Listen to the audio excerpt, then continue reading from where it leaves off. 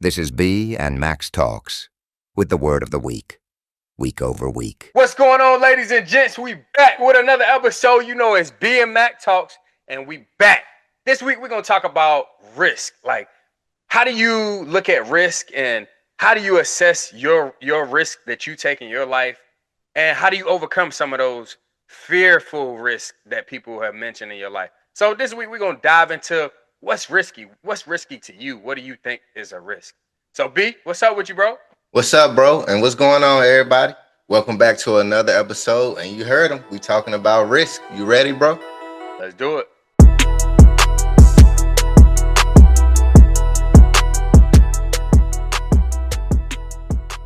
So risk, you guys. The formal definition of risk is basically just exposure. You exposing yourself to something, right? It's a risk. Like you going outside, just going outside, you exposing yourself. Walking downstairs, you're exposing yourself. It's a risk you take. You know, it's good risk and it's bad risk. But I want to hear what my brother got to say first before we get into that. Yeah, my take's on risky, bro. So you either have a regular risk with societal views, or you have big risk. And risk is everywhere, from you driving your car every day to you going to a 9 to 5. No matter what, you're taking a risk, right? Because travel isn't safe, a job isn't safe, it's not secure, but you have different levels of risk. Societal views, we can do our standard. Let's go to work every day. Let's just go through a 9 to 5. Let's think that this is okay. But when we talk about big risks and what level of risk you're ready to take, as far as leveling or getting out of that ordinary standard of society, it takes another level of risk or a bigger risk to say, hey, instead of me doing this 9 to 5, maybe I want to start that business. Maybe I want to do whatever I aspire to do that doesn't necessarily correlate with societal views, and do that thing or try that thing that I wanted to do. Or it's okay if I just wanted to go through my regular life, which we consider stable, of a 9 to 5, family, kids, travel, work 30 years or however many years of your life, 40 years, and just go through life and then die.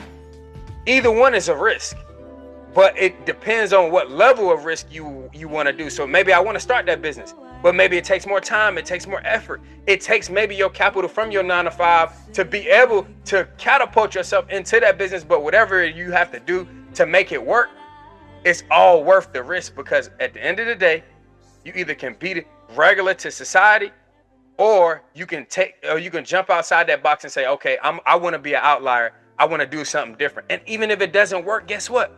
You still have your stable risk. Yeah, bro. When I think of risk, I think of gamble. The more you risk, the higher the payout. The lower you risk, the lower the payout, right?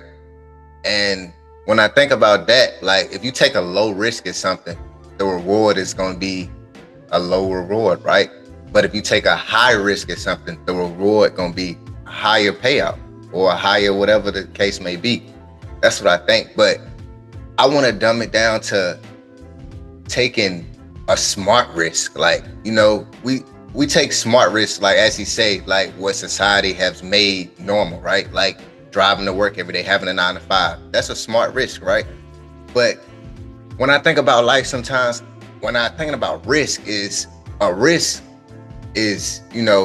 betting on yourself and that business that you always dreamed of and wanted to do, but you stuck in a 9 to 5, the comfortable of the regular normal risk that everyone else around you taking, right? Only a few individuals are willing to make a risk of leaving the 9 to 5 to pursue their own dreams, even if it is a step back, and that's what I wanted to talk about with risk. And what's your takes on that, bro? Yeah, I like how you said earlier, man, you was like low risk, low reward. See, that's big. And then you say high risk, high reward, or it can be high failure. See, that's the back end of it. Like, one thing we need to dive into, yes, a risk is a risk. But if you strategically plan out whatever you want to do, whatever you aspire to be, that doctor, that lawyer, whatever time, you have to spend the time and effort on doing that thing. if you want to be an influencer, if you want to be anything that you aspire to be, you have to put in the reps, you have to put in the time.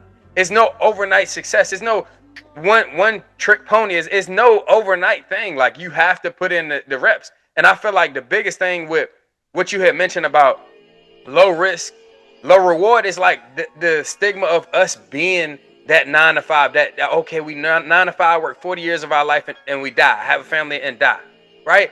But that's not being an outlier. That's not really tapping into the dreams that you have as a kid. Okay, I want to do this. I want to be this. I want to go places. I want to go here. But if we take that time, like you had mentioned, and are willing to take those strategic risks, which meaning that you plan it out, which means that you take time to make sure the risk makes sense. And you take all the financial data. You make sure that you are crossing all your T's and dotting your I's. But then when you are ready and you say, all right, cool, I want to do this, I want to jump out and start this business, then you are all in on doing that. The key is, if you work it, it'll work. But if you halfway do it, it's going to be a half job. It's going to be a half job. Like, you can't halfway do something and then expect a great result.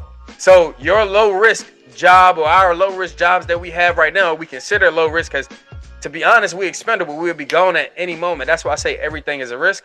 Or if you want to level up to that high risk, you have to be able to understand that, yes, it is a higher version of a risk, but it is much more worth it as long as you are willing to work it. Yeah, you guys, we have to take risks. You know, we have to put ourselves in position to be able to take risks. Good risks, you know, risks that could, you know, benefit our future, not risks that can jeopardize our future. Let's be smart here. But that's all we pretty much got for risk today. And you got anything else, bro?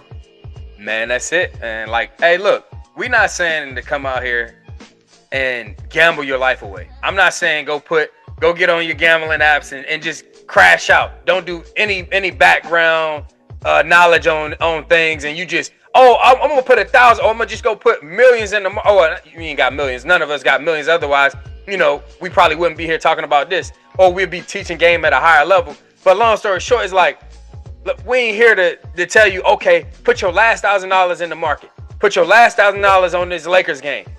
No, we saying make strategic. We ain't talking about gambling.